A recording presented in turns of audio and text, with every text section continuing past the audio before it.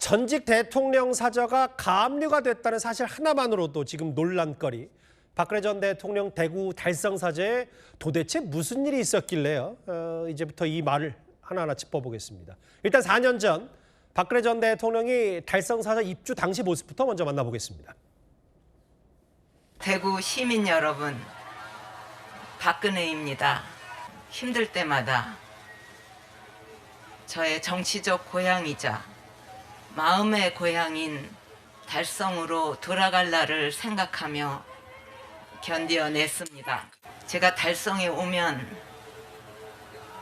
편안한 여생을 보낼 수 있도록 돌봐드리겠다는 내용의 언론 기사를 보고 깊은 감동을 받았고, 제가 참 행복한 사람이구나, 이런 생각을 했습니다.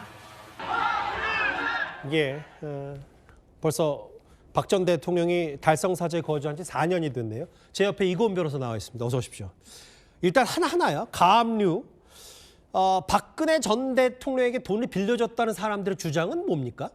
일단은 이 가로세로 연구소의 김세희 씨 측의 주장 내용을 좀 정리해 보면, 이 박 전 대통령이 2021년 12월에 특별 사면 후에 2022년 1월에 이 거주할 거처, 그러니까 이 대구 달성군에 있는 단독주택을 매입을 했는데, 이 매입 과정을 도와줬던 것이 바로 유영아 의원이라는 겁니다. 근데 유 의원이 돈이 부족해서 이 가세연과 또 김세희 씨 측 등에 25억 원의 이 사저 매입 대금을 빌려줬는데, 이때 당시에 본인 돈만 해도 21억, 또 가세연이 1억을 댔고, 또 강용석 씨가 지금 3억을 댔다는 겁니다. 그렇게 빌려줬는데 몇 달 지나지 않아서 일단 15억 원을 박근혜 전 대통령 측에서 변제했다는 겁니다.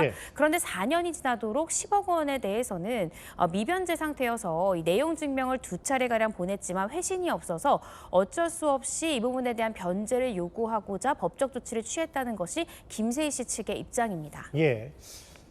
박근혜 전 대통령 측도 오늘 입장을 냈던데 사실관계가 다르다는 겁니까? 가압류 자체가요? 지금 이 가압류 관련해서는 미변제 대금, 그러니까 갚아야 될 돈이 10억이다라는 부분에 대해서는 충분히 법적 다툼의 소지가 있는 부분이다라는 것이 이 박 전 대통령 측의 입장입니다. 잠깐만요. 저게 왜 법적 다툼이 있다고 박 전 대통령 측은 주장하는 거예요? 네, 지금 실제로 옥중에 이 박근혜 전 대통령이 있었을 때 옥중 서신 등을 엮어서 그 무렵에 책을 출간한 바가 있습니다. 근데 그때 당시에 김세희 씨가 이야기했던 것이 인세 수익에 대해서 모두 박 전 대통령이 주겠다. 한 10억 정도는 인세 몫으로 우리가 이익금을 보장해 주겠다라고 약속했다는 겁니다.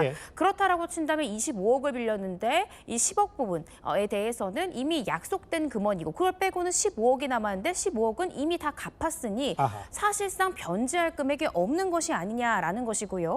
설사 그러한 구두 약속이 없었다 치더라도 인세 이익금에 대해서는 모두 박 전 대통령에게 주기로 약속했었고, 지금까지 알고 있는 인세 이익만 하더라도 7억 원 이상이 되기 때문에 7억을 빼면 3억밖에 갚을 돈이 없는 것이 아니냐. 이 부분은 충분히 법적으로 공방을 벌일 수 있는 부분이다라는 것이 박 전 대통령 측의 입장입니다. 그러니까 책 인세 부분은 박 전 대통령 생각이 전혀 다르기 때문에 갚을 돈은 다 갚았다는 게 박 전 대통령 측의 얘기인데, 근데 참 묘한 게 있는 게요. 제가 언론 보도를 하나 보니까 당시에 돈을 빌린 사람이 박근혜 전 대통령이 아니라 당시 유영아 변호사, 지금 유영아 의원이라면 이건 좀 또 다른 문제가 되는 거예요? 어떻게 봐야 됩니까? 이 명의신탁 부분이 문제가 될 수 있습니다. 그러니까 당시에 유영아 의원이 박 전 대통령 사저를 구입하는 과정을 도와줬던 것이고요. 그래서 결국 이 채무의 주체가 누구인가, 이 부분이 굉장히 또 소송에 있어서의 쟁점이 될 수 있습니다. 예를 들어 채무자 본인을 유영아 의원으로 본다라고 하면 유영아 의원의 재산을 가압류해야지 왜 제3자일 수 있는 박근혜 전 대통령 명의의 이 사저를 가압류했느냐, 이 부분에 대해서는 충분히 법적 다툼의 소지가 있을 수 있고, 누구 명의가 되느냐가 불분명하다면 그것도 문제가 될 수 있다는 말씀이신 거네요? 그렇습니다. 가압류 결정 자체에 대한 취소송도 가능하거든요. 그래서 이 부분이 또 하나의 법적 쟁점으로 떠오를 수 있는 그런 상황입니다. 어떻게 보세요? 저게 지금 양측의 얘기는 다르고, 물론 뭐 인세 부분에 대해서는 뭐 서신도 보내서 뭐 각자가 증거가 있다고 하겠지만, 혹시 박 전 대통령 대구 사저가 진짜 가압류돼서 넘어갈 수도 있는 거예요? 아직까지 본안 소송이 확정되지 않았기 때문에 가압류는 말 그대로 임시가, 그러니까 임시적인 조치다라고 생각하시면 될 것 같습니다. 그러니까 채권자가 본안 소송에서 모두 이기더라도 만약 그 사이에 이 채무자 명의의 재산을 모두 다 처분했을 때 실질적으로 이 재산을 얻을 수 있는 것이 없기 때문에 임시적으로만 묶어놓는 조치고요. 예. 본안 소송을 통해서 이 부분에 대해서 과연 대여금의 성격이 맞는지, 변제할 수 있는 금원이 얼마나 남았는지는 충분히 법적 공방을 벌일 수 있는 부분이다라는 생각이 듭니다. 아직까지는 본안 소송까지는 남았고 법적 다툼이 있을 거다. 지금 아직은 가압류 상태니까. 근데 제가 사실 뭐 정치권에서 많이 들었다고 하더라도 박근혜 전 대통령 경제 사정을 다 알 수는 없는데 사실은 과거에도 박 전 대통령 그 삼성동 사저 팔고 내곡동 사저로 옮길 때도 당시에도 압류 과정, 좀 미묘한 과정이 있었는데 이거를 저희가 지금 이 집이 넘어가고 공매되고 이런 걸 저희가 근본적으로 어떻게 봐야 될까요? 사실 박근혜 전 대통령이 이른바 국정농단 사건으로 벌금 및 추징액수가 210억 원이 넘는 금액을 선고를 받았습니다. 예. 그러면서 말씀 주신 대로 서울 내곡동에 있는 사저는 박 전 대통령이 한 번도 거주하지도 않은 집인데 그대로 맞아요. 공매 처분이 됐다는 거죠. 예. 이 추징금 액수, 벌금 액수를 이 제대로 변제하지 못하자 국가에서 강제 집행을 한 것인데요.